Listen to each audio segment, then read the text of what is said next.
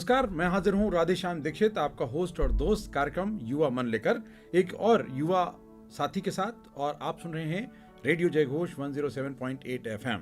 बात करेंगे कार्यक्रम युवा मन में युवाओं की अपेक्षाएं क्या हैं, उनकी उम्मीदें क्या हैं, उनकी आवश्यकताएं क्या हैं, चुनौतियां क्या हैं, उनके सपने क्या हैं, और ये सब बात होगी। हमारे साथ हैं सदफ खान, जो कि एक युवा साथी हैं, और साथ में चूँकि इन्होंने पीजू प्रोग्राम कर लिया है, मास्टर्स किया है इन्होंने पब्लिक एडमिनिस्ट्रेशन में बाबा साहब भीमराव अम्बेडकर यूनिवर्सिटी लखनऊ से, और उसके बाद एक यूपीएससी की एस्पायरेंट हैं, तैयारी कर रही हैं और बहुत फोकस्ड हैं क्योंकि इनके सपने बड़े हैं। लेकिन उन सपनों को ये कैसे बुन रही हैं, क्या चुनौतियां हैं, क्या अपेक्षाएं हैं, और अपने इर्द गिर्द अपने साथियों को किस रूप में देखती हैं, क्योंकि देश जवान हैं और युवा साथियों की बहुत सारी भूमिका देश के निर्माण में, देश के विकास में हो सकती है। इसलिए आज का जो विषय हमने निर्धारित किया है वो देश के विकास में युवाओं की भागीदारी और उनकी चुनौतियां क्या हैं, इस पर हम बात करेंगे। तो सदफ, युवाओं की अपेक्षाएं क्या हैं, सबसे पहले तो यही हम बात करें, क्योंकि देश में हिस्सेदार तब होंगे जब उनकी चुनौतियों का समाधान होगा।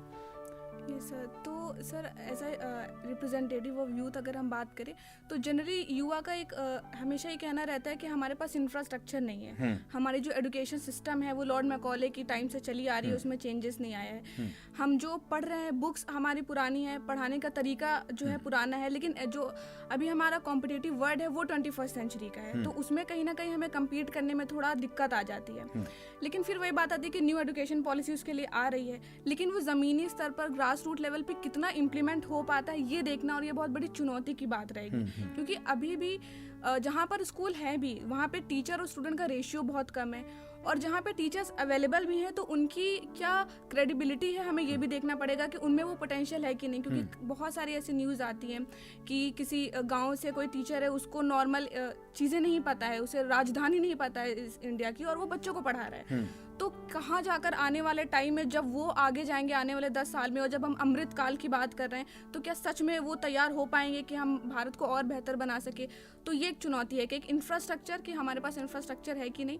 और आर्टिफिशियल इंटेलिजेंस या जो टेक्नोलॉजी की बात हम करते हैं कि बाकी देश आगे बढ़ रहे हैं, क्या हम टेक्नोलॉजी में आगे बढ़ रहे हैं, तो उस पर भी हमें बात करने की ज़रूरत है। क्योंकि पिछली जो हम 4th इंडस्ट्रियल रिवॉल्यूशन रहे उसमें हम कहीं ना कहीं पीछे रह गए थे। तो जो 4th इंडस्ट्रियल रिवॉल्यूशन अभी चल रहा है, जिस पर बात चल रही है, हमें उस पर भी बहुत ध्यान देने की ज़रूरत है। और युवा चाहता है कि जो भारत है वो कहीं ना कहीं इंफ्रास्ट्रक्चर में, एडुकेशन में, टेक्नोलॉजी में डेवलप करे, ताकि युवाओं के लिए रास्ते खुले, तो ये जो ब्रेन ड्रेन का कॉन्सेप्ट है वो कम हो जाए। बहुत महत्वपूर्ण बात आपने कही है। तो एक तो है कि नई शिक्षा नीति लागू हो गई है, लेकिन लागू होना तब मानते हैं जब पूरी तरह उसका इम्प्लीमेंटेशन, प्रभाव हर जगह जमीनी स्तर पर हो जाए। तो अब एक तो ये बात ठीक है कि इंफ्रास्ट्रक्चर के स्तर पर, मानसिकता के स्तर पर, समाज की भागीदारी के स्तर पर, और उस एजुकेशन पॉलिसी के साथ में जो शिक्षा के क्षेत्र के जुड़े हुए लोग हैं वो भी एक विचार हों, एक मत हों, एक दिशा में हों।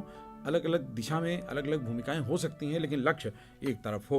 तो ये तो बहुत अच्छी बात आपने कही। लेकिन एक और बात है कि जैसे कहते हैं परिस्थितियां व्यक्ति का निर्माण भी करती हैं, क्योंकि अब तक जितने महापुरुष हुए हैं बहुत कठिन परिस्थितियों से निकले हैं। तो दूसरी तरफ ये समझ में आता है जिनको संसाधन मिलते हैं अक्सर वो भटक भी जाते हैं, या अपने लक्ष्य से वो च्युत हो जाते हैं। उनको लगता है कि शायद सब कुछ मिल गया है, अब क्या पाना। एंजॉय करते हैं, मौज मस्ती करते हैं, लेकिन जिनको कष्ट होता है, हमने ये देखा अभाव से लोग ज़्यादा निकले हैं। तो क्या कहीं ऐसा तो नहीं है कि उस तरह की परिस्थितियां व्यक्ति का निर्माण करती हैं, और उनका होना बहुत ज़रूरी है। क्योंकि अमेरिका चिंतित है अपने यूथ को लेकर, वो बहुत डेवलप्ड है, उनके पास इंफ्रास्ट्रक्चर भी है, फाइनेंशियल सपोर्ट भी है, पॉलिसीज बहुत लिबरल हैं, लेकिन वहाँ का यूथ भटक चुका है। वो तो दुनिया के देशों के युवाओं के भरोसे है, और दूसरे दुनिया के देशों से अगर ब्रेन वहाँ ना आए तो शायद अमेरिका की भूमिका वो ना हो पाए। तो ये तो बड़ा खतरा है। देख भी रहे हैं कि काफी जो CEO हैं वो इंडियन ओरिजिन के हैं, तो ये इसका मतलब तो ये क्या कारण है? कहीं ऐसा तो नहीं है कि हम जो तर्क रख रहे हैं वो उल्टा है? तो आप क्या सोचते हैं? यस सर, इसमें तो बात आती है कि हम कैसे चीज़ों को ले रहे हैं, हमारा पर्सपेक्टिव क्या है। बहुत सारे एग्जाम्पल ऐसे भी हैं जहाँ पे लोगों को पे सारी सुविधाएं हैं, उनके पेरेंट्स उनको सारी सुविधा दे रही हैं, आप AC में बैठ के आपको पढ़ना है, आप जो कह रहे हैं आपको मिल रहा है, और फिर भी वो नहीं पढ़ना चाह रहे हैं या नहीं पढ़ पा रहे हैं। दूसरी तरफ वो बच्चे भी आते हैं जहाँ पे हम देखते हैं कि हाँ उनके पास खाने को था कि हम 3 टाइम कैसे मैनेज कर ले, वही बहुत है, फिर भी वो पढ़ रहे हैं और अपना बेहतर कर रहे हैं, नेशनल में रिप्रेजेंट कर रहे हैं भारत को। तो वो दिखाता है कि सिचुएशंस और जो हम रोना रोते कि हमारे पास रिसोर्सेस नहीं थी, हमारे पास सामान नहीं था, हमारे पास सपोर्ट नहीं था, तो कहीं ना कहीं इंसान की अपनी विल बहुत ज़रूरी है कि आप क्या चाहते हैं। अगर आप चाहते हैं तो आप कर लेंगे, अगर आपके पास संसाधन नहीं भी हैं और नहीं चाहते हैं तो नहीं करेंगे। पर ये जैसे तर्क देना कि नहीं हम कम संसाधन देंगे ताकि आप मेहनत करके अच्छा करें और इससे कुछ नहीं, हम अपनी तरफ से बेहतर करें, हम उनको अच्छी शिक्षा दें, हम अपनी तरफ से, सरकार अपनी तरफ से उनको अच्छा इंफ्रास्ट्रक्चर दे, उसके बाद बच्चों की भी जिम्मेदारी आ जाती है कि आप क्या करें। यानी सदब, आपकी बातचीत से हमें दो हिस्से में युवा बटे हुए दिखाई दे रहे हैं। एक जो संसाधनों की अपेक्षा करते हैं और जो संसाधन संपन्न हैं, वो एक वो धड़ा जो संसाधनों पर निर्भर है। एक युवाओं का वो हिस्सा आ गया जिधर किसी भी परिस्थिति में उनको लक्ष्य दिख रहा है और एकलव्य की तरह अगर गुरु नहीं भी मिलेंगे तो भी वो अपने लक्ष्य को प्राप्त करने की कोशिश करेंगे।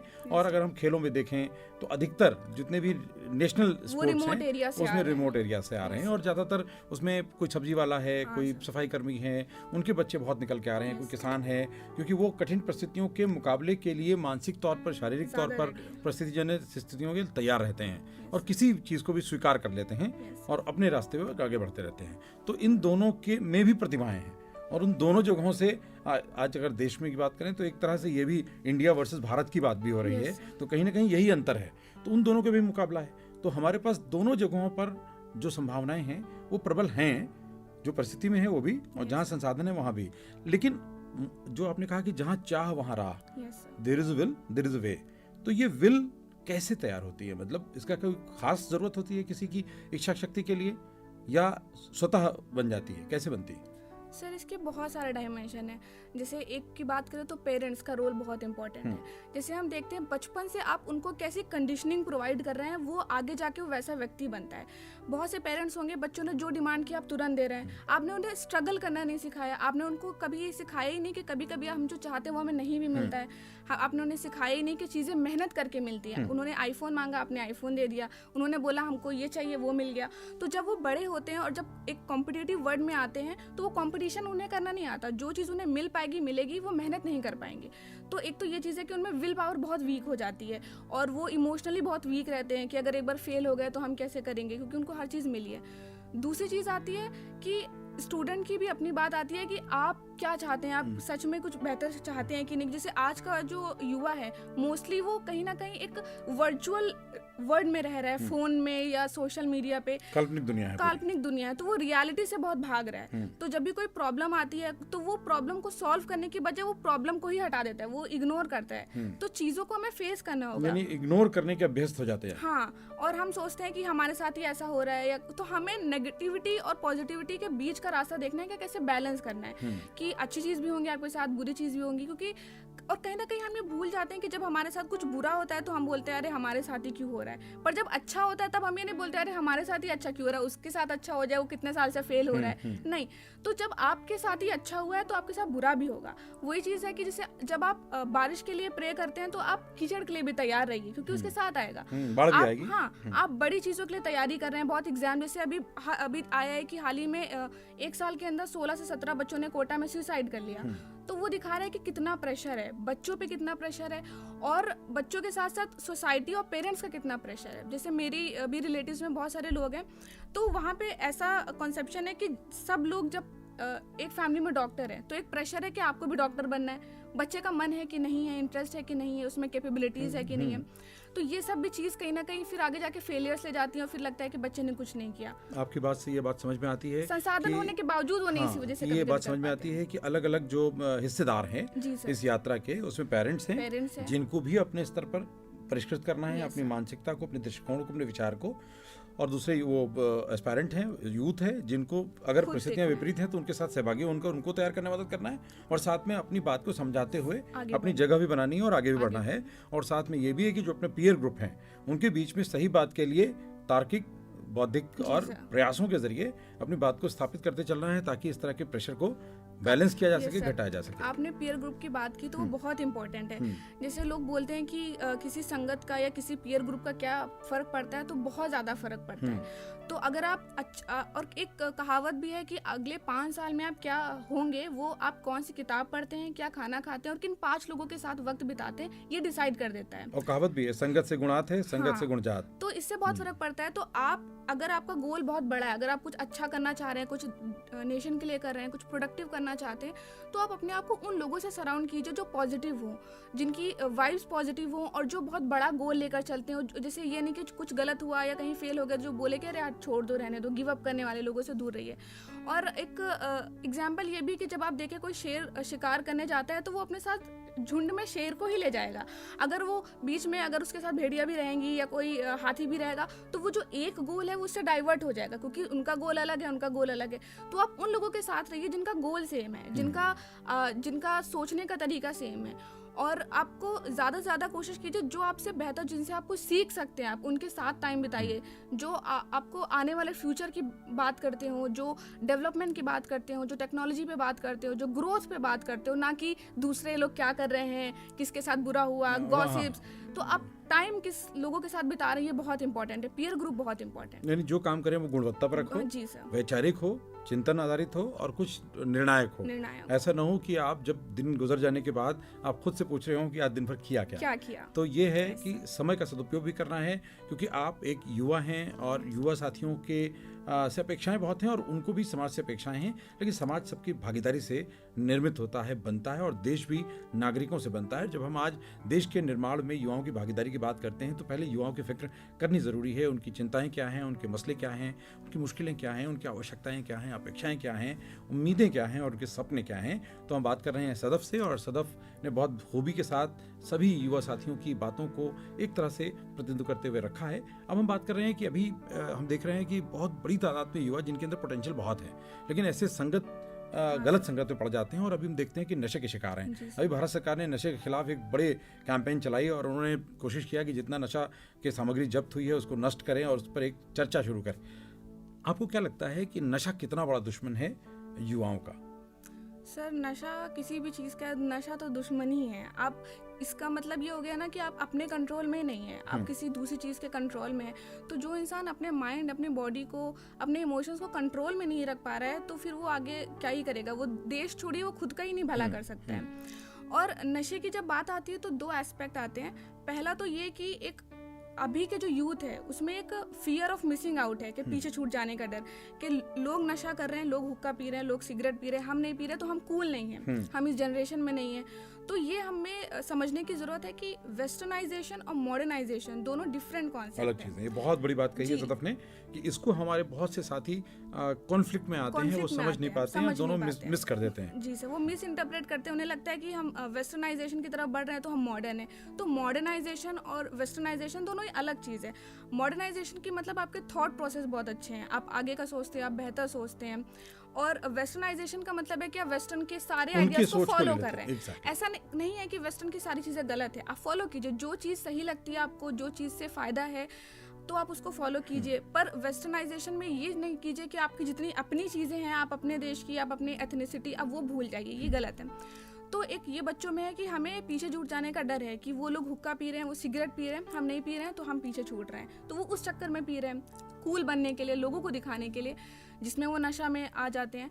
दूसरा कॉन्सेप्ट है डिप्रेशन और एंजाइटी, ये सब चीज़ें कि वो बहुत टेंशन आ रहा है, रिलीज कैसे करना है, कि हमने नशे में अपने आप को दे दिया, फिर हम सही हो गया, जब तक प्रॉब्लम से भाग रहे हैं नशे की हेल्प लेके, जबकि बड़े खतरे को दावत दे रहे हैं। हाँ, तो ये गलत है। इसके बदले, और मैंने इससे पहले अभी जो आपके साथ एक बात हुई थी उसमें भी ये बोला था कि सबसे करेजियस चीज़ जो है, सबसे हिम्मत या बहादुरी वाली चीज़ ये होती है जब आप बोलते हैं मैं हेल्प मी प्लीज़, या दूसरे से आप बोलते हैं मैं हेल्प यू। तो जब आप मदद मांगते हैं तो ये दिखाता है कि आपने गिव अप नहीं किया, आप नशे की तरफ नहीं गए, आपने गलत नहीं किया, आपने सिर्फ मदद मांगी। तो मदद मांगना कोई गलत नहीं है। आप प्रॉब्लम में हैं, कोई कॉन्फ्लिक्ट है, कोई भी चीज़ परेशान कर रहा है, तो आप नशे की तरफ बढ़ने के बजाय आप लोगों से मदद मांगिए।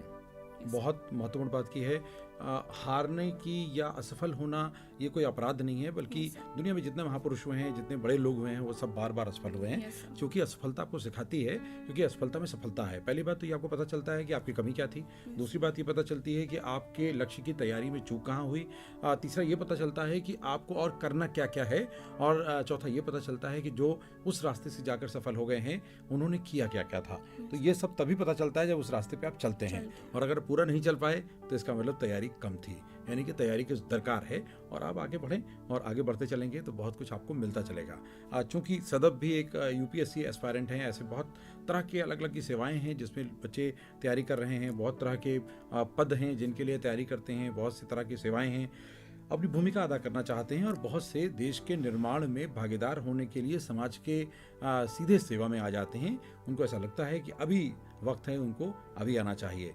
क्या कुछ और ऐसा हो रहा है समाज में और क्या कुछ होना चाहिए, इस पर बात करेंगे एक छोटे से अंतराल के बाद। आप सुन रहे हैं कार्यक्रम युवा मन, और मंच है रेडियो जय घोष 107.8 FM। आप देखते रहें, सुनते रहें।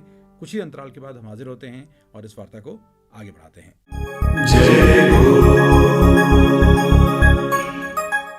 एक बार फिर आपका स्वागत है। आप सुन रहे हैं रेडियो जय घोष 107.8 FM, और मैं हूं आपका दोस्त राधेश्याम दीक्षित, और कार्यक्रम है युवा मन, और हमारे मेहमान हैं सदफ खान, जो कि मास्टर्स का कोर्स कंप्लीट कर चुकी हैं पब्लिक एडमिनिस्ट्रेशन में, और उसके बाद अब आगे की भविष्य की तैयारी कर रही हैं, और वो भी यूपीएससी की, और यूपीएससी यानी सिविल सर्विसेज की तैयारी।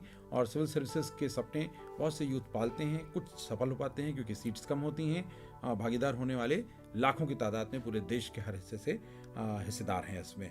तो अब सदफ, सिविल सर्विसेज के सपने बहुत से लोग अपने करियर को लेकर देखते हैं कि मैं एक सिविल सर्वेंट बन जाऊं, आईआरएस बन जाऊं, आईएफएस बन जाऊं, आईएएस बन जाऊं, आईपीएस बन जाऊं, कुछ भी, लेकिन देश के निर्माण का काम है ये, मतलब आप जहां भी होते हैं वहां भूमिका भागीदारी होती है। तो ये विचार कितने युवाओं में पनप रहा है? ये सही सर, ये बहुत इंपॉर्टेंट चीज़ है, क्योंकि अभी के टाइम में ज़्यादातर लोग जो हैं वो कहीं ना कहीं गलत तरीके से ले लेते हैं यूपीएससी को, कि यूपीएससी का मतलब पावर है, यूपीएससी के मतलब आपको बहुत सारा रिस्पेक्ट मिलेगा, आपको बहुत सारा पैसा मिलेगा। तो वो इस चीज़ के चक्कर में आते हैं, और जब आप एक कहीं ना कहीं एक खोखली मोटिवेशन लेकर आते हैं कि हमें पैसे के लिए आ रहे हैं या पावर के लिए आ रहे हैं, तो कहीं ना कहीं वो बहुत ही जल्दी आपका ख़त्म भी मोटिवेशन हो जाता है। तो आपका जो मोटिवेशन है, जो आपका रीज़न है, वो बहुत स्ट्रांग होना चाहिए इस चीज़ को लेके। दूसरी चीज़ ये है कि जैसे आपने बोला कि इसमें सक्सेस रेट काफ़ी ज़्यादा कम है, मतलब 1% से भी बहुत ही कम, क्योंकि लाखों में बच्चे भरते हैं, कुछ 100 ऑफ बच्चे चुने जाते हैं।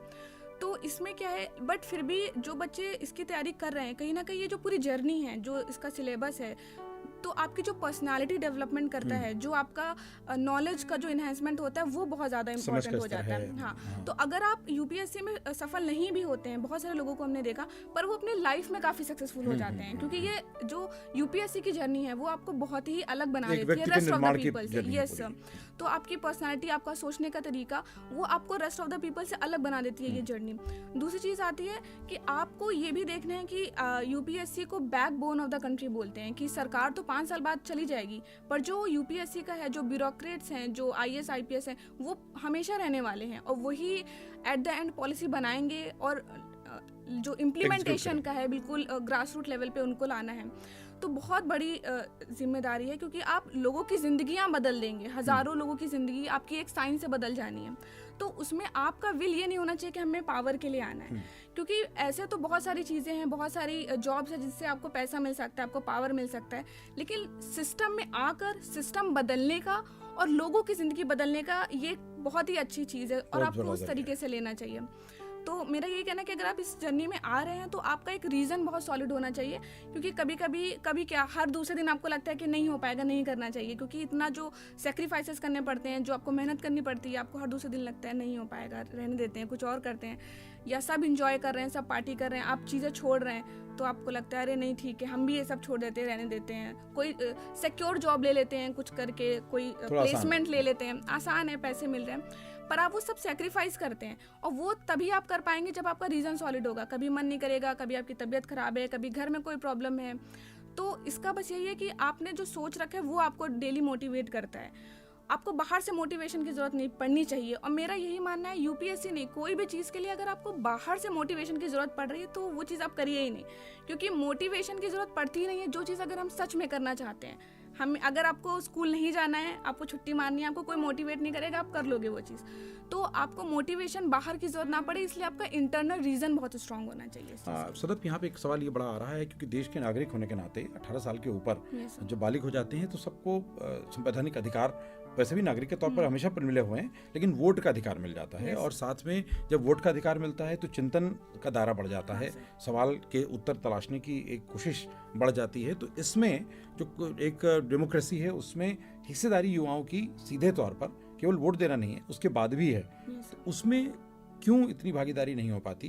भाई हमें ब्यूरोक्रेट बनना है, वो बात की बात है, लेकिन आज भी हम ब्यूरोक्रेट जो हैं उनसे सीधे सवाल कर सकते हैं, उनके पॉलिसी इम्प्लीमेंटेशन के बारे में जानकारी मांग सकते हैं, RTI डाल सकते हैं, उनसे सीधे इंटरेक्ट कर सकते हैं, हम ग्रुप ऑफ यूथ बना करके और रिप्रेजेंट कर सकते हैं, अपने आइडियाज़ को इम्प्लीमेंट करने के लिए रख सकते हैं, सजेशंस दे सकते हैं, लेकिन ऐसा नहीं दिखता।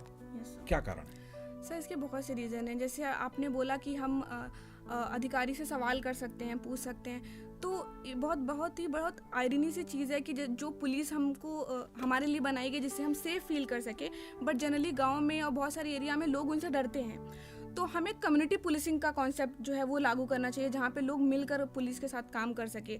और जो ब्यूरोक्रेसी की बात आती है, तो पहले तो बहुत ही ज़्यादा एक आयरन कर्टेन था कि हम बहुत ही बड़ा गैप रहता था ब्यूरोक्रेसी और आम लोगों के बीच में। पर अब कहीं ना कहीं वो चीज़ थोड़ी सी ट्रांसपेरेंसी आई है। वो क्लॉथ अभी भी है, पर्दा जो आयरन का था वो क्लॉथ का हो गया, बट अभी भी उसमें ट्रांसपेरेंसी लानी ही है। और जैसे बात आती है RTI, लोगों को नहीं पता है RTI क्या है, लोगों को नहीं पता ऑम्बड्समैन लॉ क्या है, लोगों को नहीं पता कौन सी स्कीम्स चल रही है, कौन सी योजना चल रही है। तो जो गांव पे लोग हैं, अगर हम युवाओं की जिम्मेदारी है कि अगर हमें कोई लॉ पता है, अगर हमें कोई चीज़ पता है कि आयुष्मान भारत चल रहा है, नेशनल सोशल असिस्टेंट प्रोग्राम चल रहा है, या अभी जैसे एक बहुत national level, international even level पे एक प्रोग्राम चल रहा है, इंटरनेशनल सोलर अलायंस, जिसमें हम 1 सन 1 वर्ड 1 ग्रिड की बात कर रहे हैं, ग्रीन ग्रिड इनिशिएटिव, जिसमें हम फ्रांस और UK के साथ मिलकर प्रोजेक्ट पे काम कर रहे हैं। तो हमें क्या लगता है, अगर हम इस पे काम करेंगे तो यह चीज़ सफल हो जाएगी? नहीं, जब तक वो ज़मीन स्तर पे नहीं आएगी, जब तक हमारा युवा बाकी लोगों से कांटेक्ट नहीं करेगा, अवेयर नहीं होगा, उसे ये नहीं पता चलेगा कि हाँ सोलर जो एनर्जी है वो ज़रूरी है कि नहीं है, जो हमारे मिथ्स हैं लेकर के नहीं है, इससे नुकसान तो नहीं होता है, बहुत सारी अफवाह आती हैं, हम उस पर बात नहीं करेंगे। तो हमें सबसे पहले तो चीज़ है कि इन्फॉर्मेशन, फर्स्ट चीज़ इन्फॉर्मेशन ही नहीं है, अवेयरनेस नहीं है। और अगर आपके पास है तो आप एक युवा प्रतिनिधि होने के नाते आप लोगों को बताइए। अगर आपको पता है कि कोई नेशनल सोशल असिस्टेंस प्रोग्राम चल रहा है, तो आप आसपास अपने पड़ोसियों को बताइए, क्योंकि जानकारी की अभाव तो बहुत ज़्यादा है। लोगों को नहीं पता RTI कैसे डाला जाता है, लोगों को बहुत सारी चीज़ें नहीं पता है। तो ये चीज़ तो है। तो क्या कर सकते हैं? मतलब एक युवा होने के नाते, चूंकि मास्टर्स का प्रोग्राम आपने किया, वो भी पब्लिक एडमिनिस्ट्रेशन में किया, तो आप ज़्यादा समझती हैं कि पब्लिक एडमिनिस्ट्रेशन में पब्लिक के साथ डील करना है ऑफिशियल्स के लिए तो है, लेकिन पब्लिक भी उसका हिस्सा होती है। तो पब्लिक उसका क्या राइट ले सकती है? सोशल प्रेशर ग्रुप्स कैसे बनाए जा सकते हैं?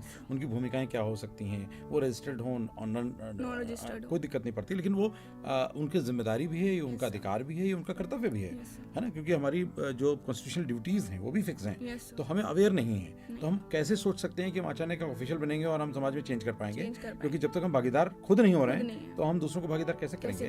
तो देश के निर्माण की बात हमारे विचार से, हमारे एक्सपेंशन से, समाज में हमारे जुड़ने से शुरू होती है। तो जुड़ाव कैसे होगा?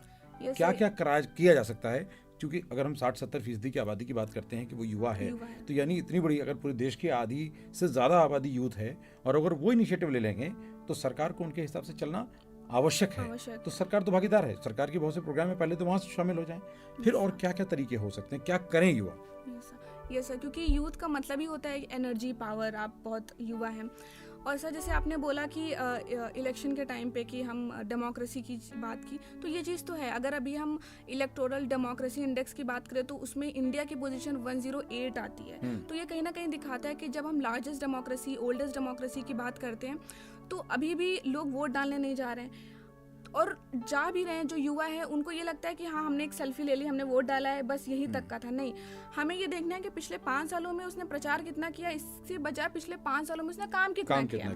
तो लोगों को नहीं पता है, और हमें बहुत बड़े बड़े स्पीकर लगा के बताना पड़ता है कि ये हाथी के बटन के नीचे बटन दबाना है, पंजे के नीचे दबाना है या कमल के नीचे दबाना है। तो हमें क्यों बताना पड़ा है? अगर आप रूरल एरियाज़ की तो अलग बात हो गई, अर्बन एरियाज़ में भी लोगों को नहीं पता है कि उनका कौन सा रिप्रेजेंटेटिव क्या काम कर रहा है। जो ज़्यादा प्रचार कर रहा है आप वोट दे रहे हैं, और पब्लिक की तरफ से भी ये सवाल कम पूछा जाता है कि आपने क्या किया है। और तभी इसी वजह से जब वो इलेक्ट होकर हमें रिप्रेजेंट करने संसद पहुंचते हैं तो वहाँ पे वो बिल पे बात करने की बजाय वो बहस करते हैं। तो हमें ये देखने की जरूरत है कि क्या पार्लियामेंट में कुर्सियां तोड़ना, बहस करना, इससे ही हमारा देश आगे बढ़ेगा या विरोध करना? हाँ, इनपुट देने की जरूरत है। हाँ, तो हर चीज में इनपुट है। और युवाओं की भी जरूरत है कि आप किसी पर्टिकुलर पार्टी को पूरी तरीके से फॉलो करने के बजाय उनकी पॉलिसीज पे बात कीजिए, कि उनकी जो कोई नीति आई है उसके फायदे नुकसान पे बात कीजिए, उस पे बहस कीजिए कि हाँ ये सही है या गलत। कोई आप पार्टी न्यूट्रल रहिए। अगर कोई पार्टी कोई बिल ला रहा है, कोई लॉ ला रहा है और वो सही है, तो कोई भी पार्टी हो, इररिस्पेक्टिव ऑफ द पार्टी, आप उसको सपोर्ट कीजिए। और अगर वो चीज़ गलत है, वो कोई भी पार्टी का, तो आप उस पर अपनी बात रखिए कि यहाँ कमी है, रिप्रेजेंटेशन। हाँ, तो ये बहुत ज़रूरी है कि हमें समझना होगा। हमें पॉलिटिक्स भी, और एक यूथ का मतलब ये नहीं कि आप यूपीएससी की तैयारी करें तभी आपको पता हो कि पॉलिटिक्स क्या है, पब्लिक एडमिनिस्ट्रेशन क्या है, इंटरनेशनल रिलेशन क्या है। नहीं, एक जिम्मेदार नागरिक होना भी एक ये बताता है कि आपको जनरल अवेयरनेस होनी चाहिए कि देश दुनिया में क्या हो रहा है, पॉलिटिक्स क्या हो रही है, डिप्लोमेसी आपको पता होना चाहिए कैसे क्या हो रहा है। तो ये सब बहुत ज़रूरी है। तो चूँकि आप उसी आयु वर्ग से आती हैं सदफ, तो अभी जैसे अगर आपके जो दोस्त हैं उनके साथ इन विषयों पर कितनी चर्चा होती है, या आप समझ पा रही हैं, तो आप जब संवाद करती हैं तो उनकी तरफ से रिस्पांस कैसे आते हैं, कहाँ चुनौतियाँ आ रही हैं? मतलब जो आपकी अवधारणा है इसमें शामिल होने में चुनौतियाँ क्या क्या आती हैं? सर, दो मेन प्रॉब्लम है, वैसे बहुत सारी हैं। पहली तो ये है कि आइडियोलॉजी की प्रॉब्लम, क्योंकि लोगों को लगता है लोग खांचों में बांट रहे हैं। हाँ, लोगों को लगता है या उनको पसंद आता है जी सर, कि आप एंटी गवर्नमेंट है तो आप एंटी नेशनल है, ऐसे कॉन्सेप्ट्स हैं। तो नहीं। और दूसरी चीज़ ये आती है कि थोड़ा सा तो गैप आ जाता है कि जैसे अगर आप बात करें कि हम इस बारे में बात करते हैं तो लोग नहीं मिलते कि बैठ के हम चलो बात करते हैं कि जो इंटरनेशनल सोलर अलायंस हो रहा है वो सही है कि नहीं, या जो चंद्रयान 3 हुआ इसके बजट पे, या कहाँ पे कमी रह गई, क्या बेटर करना है, गगनयान में क्या बेटर करना है। तो ये सब बात करने के लिए लोग मिलते नहीं, क्योंकि आज के टाइम में बहुत कम लोग ऐसे हो गए हैं जो ऐसे सीरियस इशू पे बात करें। बहुत ही मतलब 100 में से 2% कोई सीरियस यूथ है जो इस पे बात कर रहा है, वरना वो ये अपना जो एज है, ये जो टाइम है, वो कहीं ना कहीं पार्टी, क्लबिंग और इन सब में ज़्यादा दे रहे हैं। तो ये सही सब कुछ है, आप मूवी देखना, एंजॉय करना लाइफ के फेज़ को, वो भी सही है, बट आप बैलेंस कीजिए। क्योंकि ये फेज़ मेरा यही कहना है कि या तो आप अभी अपने 5 साल को सेक्रीफाइस करके रेस्ट ऑफ द 50 साल आप अच्छे कर लीजिए, या तो अभी आप 5 साल एंजॉय करके अपने 50 साल को मुश्किल बना दीजिए। तो ये आपके हाथ में। और आप हमेशा ही कहते हैं देश ने क्या किया, वहाँ की गवर्नमेंट ऐसा कर रही है, पर वहाँ के सिटीजन क्या रोल कर रहे हैं, उनकी ड्यूटीज क्या है, और वो कितनी ईमानदारी से कर रहे हैं, हमें क्या आप कर रहे हैं कि नहीं। जैसे जापान है, फ्रांस है, जर्मनी है, हाँ, जो पार्टिसिपेशन है पब्लिक का, हाँ, वो हमें सीखने के लायक है। तो पब्लिक पार्टिसिपेशन हो रहा है कि नहीं, एजुकेशनल जो एरिया से लोग आ रहे हैं जिनका बैकग्राउंड अच्छा है, उनका भी पार्टिसिपेशन बहुत खराब है। तो हमें ये देखना है कि क्या आप सिर्फ कैमरा देख के जो कचरा है वो डस्टबिन में डाल रहे हैं, या आप चालान के डर से हेलमेट पहन रहे हैं। तो ये सारी जो मेंटेलिटी है वो अभी भी बहुत ज़्यादा है, और वो कहीं ना कहीं एक शिक्षित वर्ग में भी है, तो उस पर भी हमें बात करने की जरूरत है। तो यानी अगर आपके मानसिक संकीर्णता है तो उससे बचें, क्योंकि गाँव में कम बुद्धि वाले पाए जाते हैं, ऐसा नहीं है। शहर में ज़्यादा सक्षम लोग पाए जाते हैं, ऐसा भी नहीं है। हाँ, सबके पास कुछ प्लस कुछ माइनस होता रहता है, और लेकिन उसके बीच में आप अपने व्यक्तित्व के जो आयाम हैं उसको कैसे निखारते हैं, उसकी भागीदारी आपके परिवार में, उसकी योग्यता और उसकी जो आपकी क्षमताएं हैं, स्किल्स हैं, उनका उपयोगिता आपके गांव में, आपके मोहल्ले में, आपके शहर में या आपके नगर में कैसे हो पाती है, और अंततोगत्वा देश के विकास में आप कितने जिम्मेदार, कितने हिस्सेदार, कितने भागीदार हैं, ये समझना, जानना बेहद ज़रूरी है। क्योंकि अल्टीमेटली आप सिटीजन हैं। अगर समाज बेहतर बनता है तो हम सबकी भागीदारी से बनता है, और अगर कुछ ख़राब है तो कुछ गुनाह, कुछ जिम्मेदारी, कुछ दोष हमारा भी है। तो आइए थोड़ा अंदर झांकते हैं और विश्लेषण करते हैं, और कुछ बाहर निकालते हैं जो अपने पास है, और अपने जैसे लोगों को एकजुट करते हैं, और मिलकर सही समझ विकसित करके सही दिशा में कदम बढ़ाते हैं। क्योंकि जैसे हम कह रहे हैं अभी हम सबसे ज़्यादा पॉपुलेटेड कंट्री में आ गए, नंबर 1 पे चल रहे हैं, तो पॉपुलेशन हमारे दुश्मन नहीं है। दुश्मन ये कि हम डेमोग्राफिक डिविडेंड पे बात कर रहे हैं या डेमोग्राफिक डिजास्टर पे बात कर रहे हैं, कि वो पॉपुलेशन को अगर हम सही से मोल्ड कर दे तो वही पॉपुलेशन हमारा फ़ायदा देगी। क्योंकि अभी जापान और चाइना में जो यूथ पॉपुलेशन वो श्रिंक कर रही है, वहाँ पे यूथ पॉपुलेशन कम हो रही है, वो उसको लेके परेशान है। और हमारे पास है, तो हम, क्योंकि यूथ में पोटेंशियल देखिए बहुत ज़्यादा है इंडिया के, ऐसी बात नहीं है। क्योंकि अभी जैसे चंद्रयान 3 जो अभी गया, उसी में ही एक ओडिशा का 28 ईयर ओल्ड बॉय आशीष करके, सुधाशीष नायक करके, नाम में शायद कोई कंफ्यूजन हो, वो उसने पार्टिसिपेट किया 28 ईयर ओल्ड का। तो ये दिखाता है कि जो यूथ है उसमें पोटेंशियल बहुत ज़्यादा है और बहुत कुछ कर सकता है। हाँ, हमारा बहुत युवा कुछ कर सकता है, हर फील्ड में बहुत कुछ कर सकता है। लेकिन बस बहुत सारी चीज़ें हैं, कभी कभी युवा की तरफ से भी आती है कि आप या तो संसाधनों का रोना रोइए कि हमारे पास ये नहीं है, वो नहीं है, या तो आप जहाँ हैं, जो कुछ है, आप वहाँ से शुरू कीजिए। ये बेहतर टेक अवे है कि हम जहाँ हैं, जैसी परिस्थिति में हैं, वहीं से कुछ कर गुजरें, क्योंकि हमारी हिम्मत और ताकत वो हमारे हौसले से जुड़ी हुई है। और अगर आपके अंदर ये जुनून है तो सारी मंजिलें आपके कदमों में हैं। तो इस बात के साथ हम विदा लेते हैं। अगले युवा मन में एक और युवा साथी के साथ जुड़ेंगे और समझेंगे उसके मन की बात और जीवन को बेहतर बनाने की बात। तो सुनते रहें। सदा बहुत बहुत शुक्रिया हमारे स्टूडियो में आने के लिए, हमसे बात करने के लिए, अपने विचारों को साफ गोई से रखने के लिए।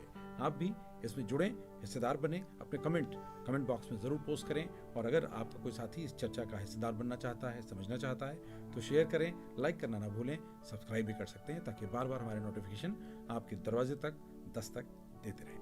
नमस्कार, सुनते रहें रेडियो जय घोष 107.8 FM।